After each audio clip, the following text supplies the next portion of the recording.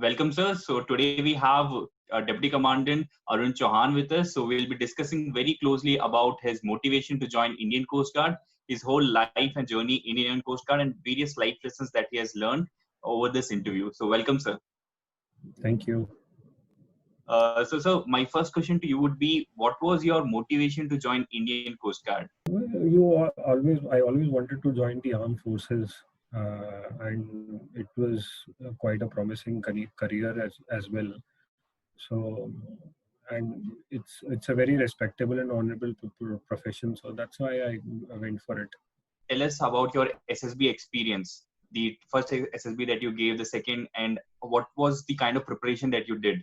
This I had gone for IMA entry to Allahabad for SSB, Okay. and I was a conference out at that back then. And then I again gave the exam, CDS exam. I cleared it, and before my SSB came in, I got selected in Coast Guard. So basically, when I was in academy training, then my SSB call came in, so I did not go for that. See, I just basically I did not know a lot about the SSB back then. So I had read a couple of books. I don't remember the publisher's name right now, but they tell you that what all the process is with the picture perception test, the psychology test, and everything, and how you were supposed to give it. So I just read that book and just landed up at the SSB center in Allahabad. And yes, in order to, if you know what is the test is, then you get a certain amount, a certain familiarity with it. But I'm telling you, it's more about your aptitude basically. So if you actually have certain traits or qualities that they are looking for, then a lot of um, preparation is not required. That's my personal experience. So in the first SSB, I landed up over there, and they gave me they give you a picture, and you have to write a story about it. And there are around 300 or so candidates were there that came that day, and for that batch. And once you write the story, they analyze it, and then they tell you the results. So we were left with 12 guys from 300. And then you go through the entire process of the three tasks: the interview, the psychometric analysis, and your GTO task. So all these three task exams you go through, and along with an interview. And after 5 days, they give you the result, whether you're in or out. So it's basically for Coast Guard, it's also the same thing. And even for the tri services, it's the same. So if somebody is an aspirant, what tips would you like to give him, basically? I would really like to tell people who are an aspirant is that you have to be confident. That is the first thing. And then the second thing is whenever you go for the SSB interviews, or for that matter, any other interview, whether in any other organization or any other private organization or government organization, you have to understand that what are they looking for. There have to be certain qualities that the interviewer is looking for. And if you have that qualities, then it will automatically come out. The SSB interview is designed in that manner that it automatically comes out. So basically that is there. You have to be a good team player. So you have to be mindful of that when you are, in the group discussions. You have to be a leader as well when you are in the service. So you have to show all these traits, and your thinking should be like that. So somebody who is aspiring to be to join the forces and to become an officer, my suggestion, and it's a very bottom base that you have to prepare, is that you start thinking like that, and you start inculcating all those qualities and or that behavioral aspect in your day-to-day life. Once you start doing that, it will automatically come to you. So coming back to your journey into the academy, so how was the training part? So you got selected for Coast Guard, so you would have joined Indian Naval Academy. I joined the Indian Naval Academy. I landed over there in Edimala at the Naval Academy, and it was a different experience. It was a fun experience. As at sometimes it was challenging and tough at times, and you basically you go there. They put you through a rigorous schedule that you have to follow day in and day out, without any break, without any leave, without any other means that you feel like that I don't want to do it today, I'm just not in the mood. That's not going to happen. So, and something I realized in the academy is that it actually, that kind of schedule and that kind of life actually tests, it tests you, and it brings out trait in you that even you don't know that they existed. Okay. That is there. So you have to be, if somebody who has passed out of who has gone through the SSB and who has gotten selected and is going to go to the academy, my advice would be that you have to be very mentally very tough, and you have to be very determined. There, the two things, only two things are required. Whether you are physically tough or you are weak or you are athletic or you are not athletic, it doesn't matter. Everyone will come out of the other end the same. It is just yet your mental toughness and your mental determination decides whether you want to go through it or not. Okay. Somebody who is trying to join the armed forces has to be very sure, because when you are young, you know that okay, it's a very nice career opportunity and everything. And then I have seen a lot of people who have struggled a lot when they join the forces, because it's a very challenging task, and if you don't enjoy it, it will be very difficult for you to last over there. So that kind of mentality has to be there. That kind of thought process has to be there before you say yes that I want to join, because once you join, a lot of things are not, it's not as easy that okay, I cannot do it so I'm quitting. It does not work like that over there. So you have to think though it is a volunteer, you join on a voluntary basis, but you cannot quit whenever you want. That is the first thing.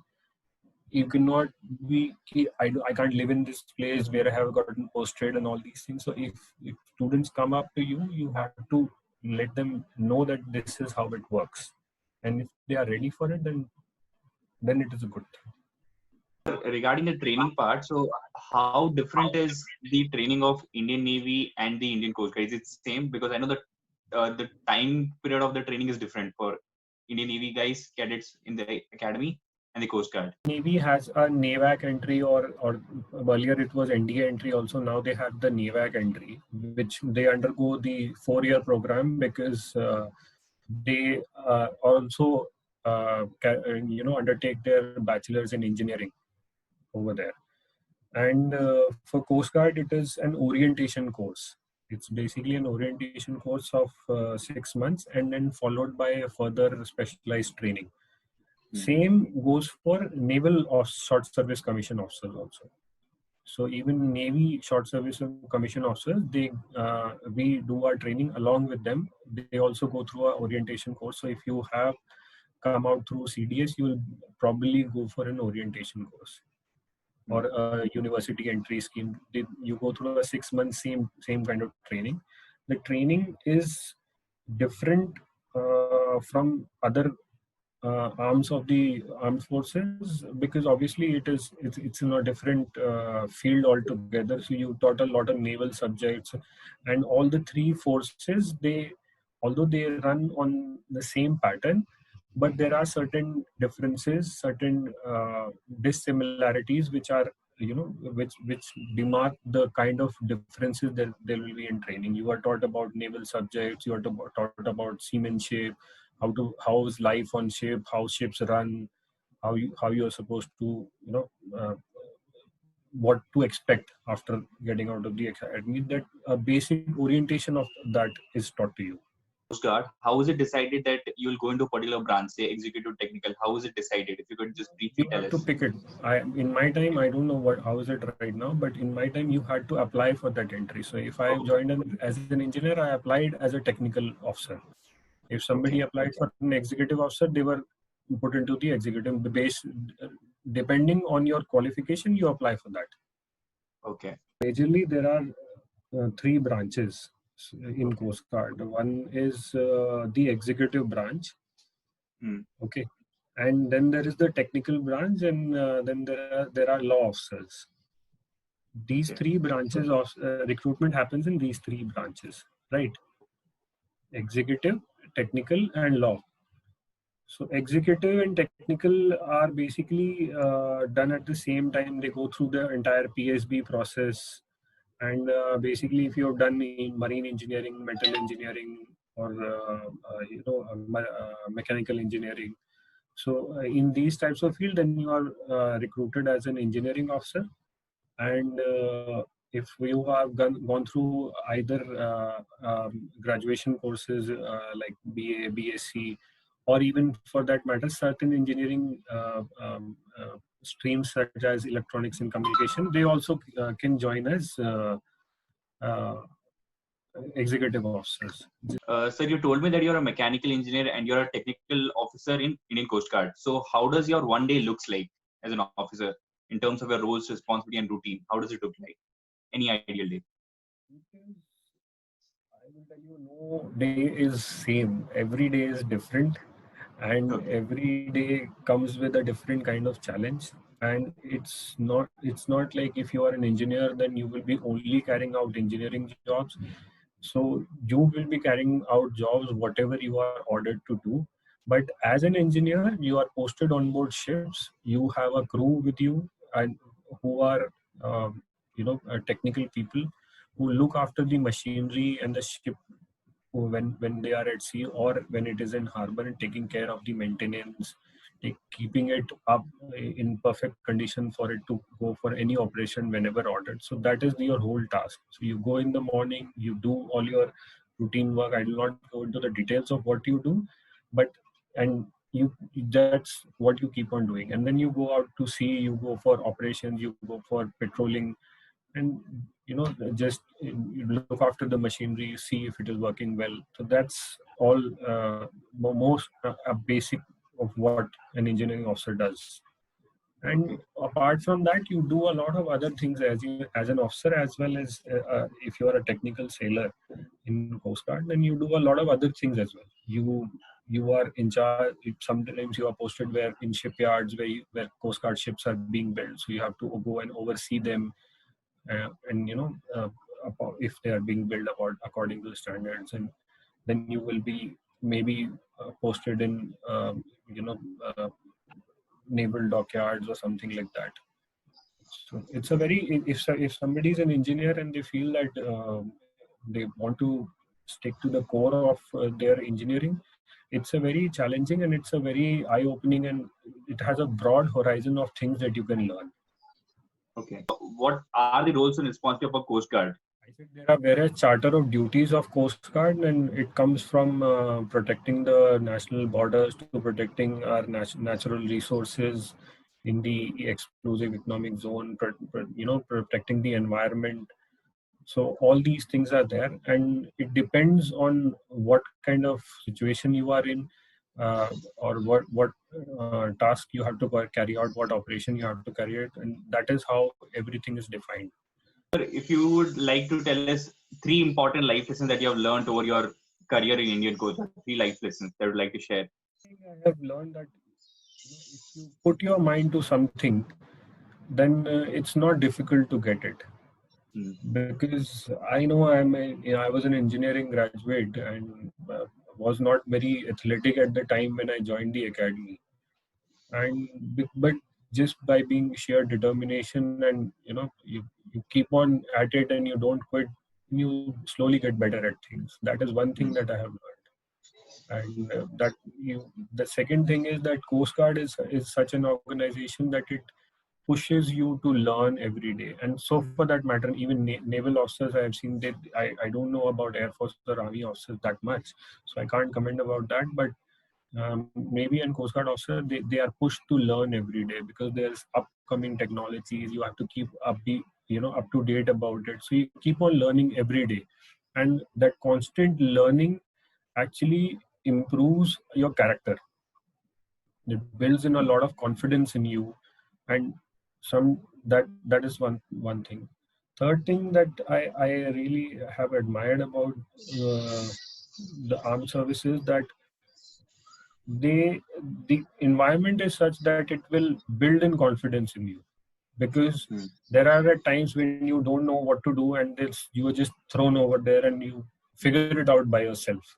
That is the kind of situation that you are in, and you learn to do it, and slowly and steadily you get so accustomed to it that it does not seem surprising anymore, that if you don't know anything and you are told to do it, then you just are used to figuring it out.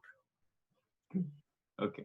What are the minimum information that a person should know for any interview? Because they usually ask you some technical question as well in terms of mechanical. What should an aspirant be ready with?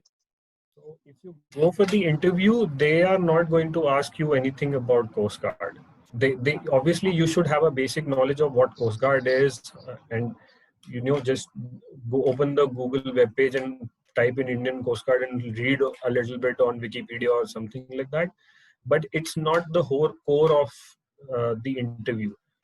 But on the other hand, if you are applying as an engineering officer, and you are asked, because certain officers over there who are interviewing are also engineers, and they have been in this profession for the past 20-25 years, and they are very good at their job, they are very technically sound, so they are going to put you under pressure. That's the questions that are asked from you that are very technical, and you might not know, and they're all there to put you under pressure and see how you react.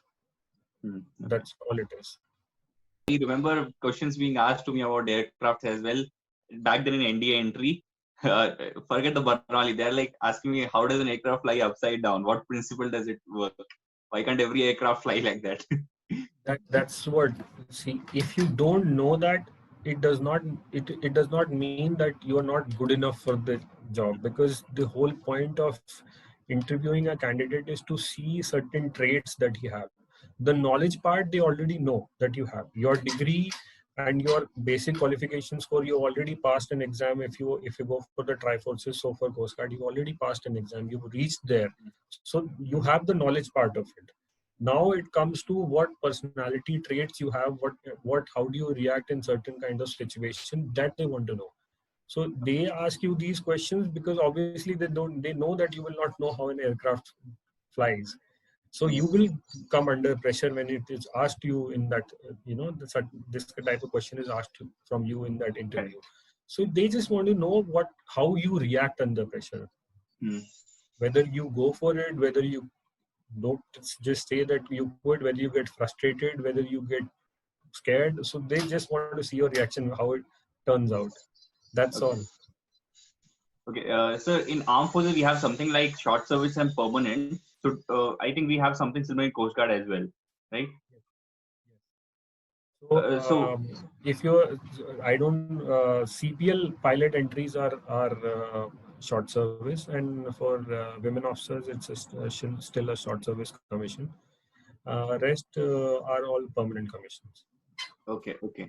So sir, based on the what I know about other armed forces, they do basically a lot of courses, pre-release courses. Even when they are working, they do a lot of courses. Does something similar happens in Coast Guard as well?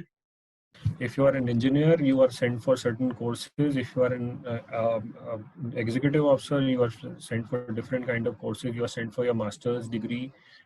People are sent to IITs to complete their master's degree in engineering or in naval architecture, and so as well in executive subjects also. Maritime studies and all these things. People are sent abroad to go and study.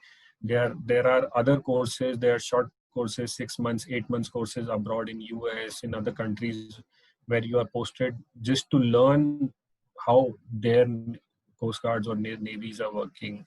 So it's a lot of opportunities that you get once you join in. It all depends on your caliber, your willingness to learn, and your performance over there.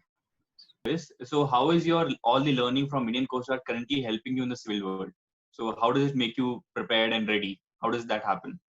Not very different. So in the civil world, basically, if you go for any private organization, they are looking for managers who know how to lead. So you have to have certain qualities to lead. You have to be a good and you have to have good interpersonal skills. You have to know how to run a team, how to manage a group of people, how to resolve their conflicts or their uh, any sort of friction that is there, and how to be proactive. So all these things are taught to you. These soft skills are taught to you, and then you can translate these soft skills anytime into any other function. So in this services, you are taught how to lead. You are taught how to manage a group of people. You are taught how to take care of equipment that is worth millions of dollars. So, and that too on young guys who are 24, 25 years old. So I don't think any other organization will give you that much exposure that soon that you will get in the armed forces. So that is something that really prepares you for life outside or life after that, if you are going for that. Say somebody is an aspirant, so how exactly should he finally prepare for it? That he should mentally prepare, and also sometimes you fail as well. A lot of people go for SSB and then they fail. So how do they basically handle those failures? Because you said that first time you went for Allahabad, you were conferenced out, and the second time you got recommended from Coast Guard. So how does somebody handle that failure? I will tell you one thing is that it doesn't matter if you do not crack through in the first attempt or the second attempt. If you are willing to, if you are really willing, you keep on trying. And if you have those qualities, because it's something that is very innate in your nature, so it might be possible that you might not be able to crack it. So it's nothing that there is something lacking in you, or there is some shortcoming that you are not able to crack. It is just that you don't have certain traits that they are looking for. That's it.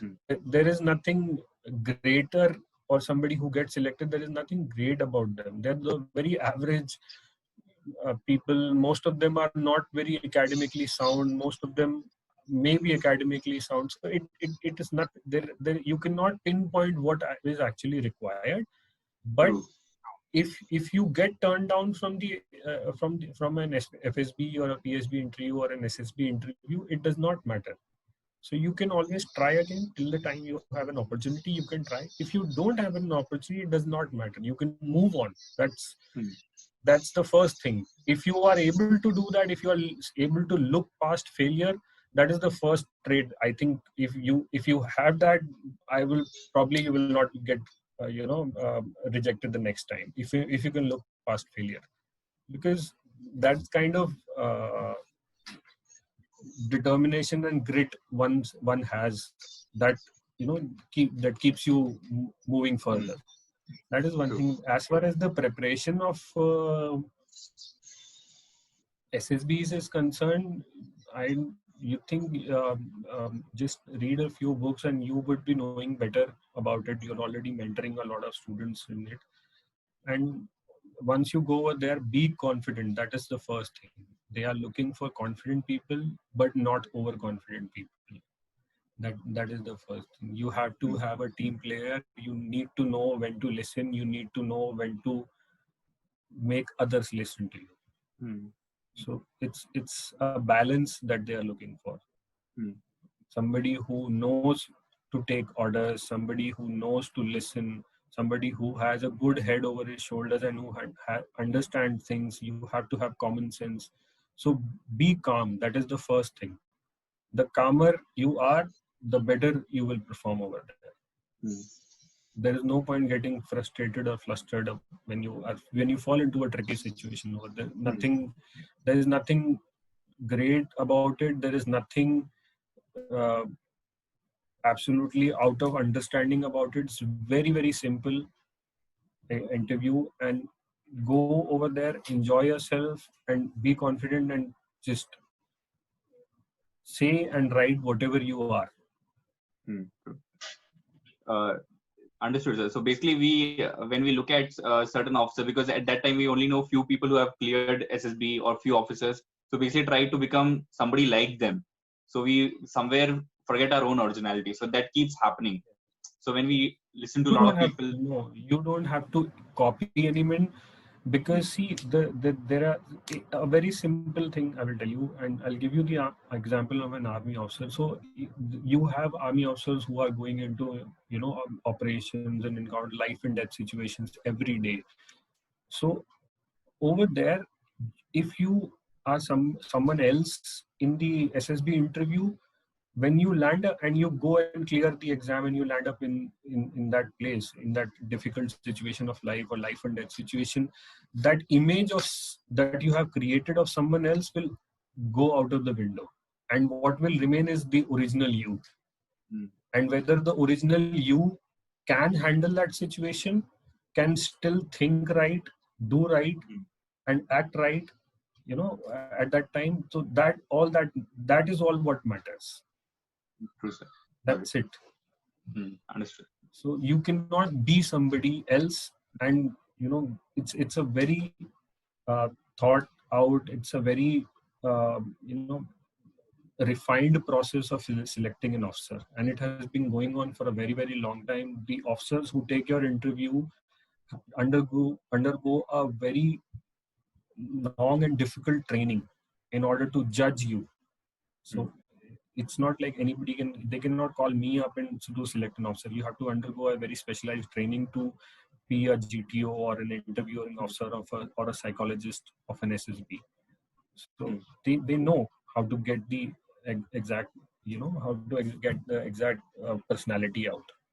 Yeah, really rich experience talking with you about knowing how practical approach we should have towards joining armed forces and what are the things that we should keep in mind. So it was really enriching for me and even for the audience who will be watching it.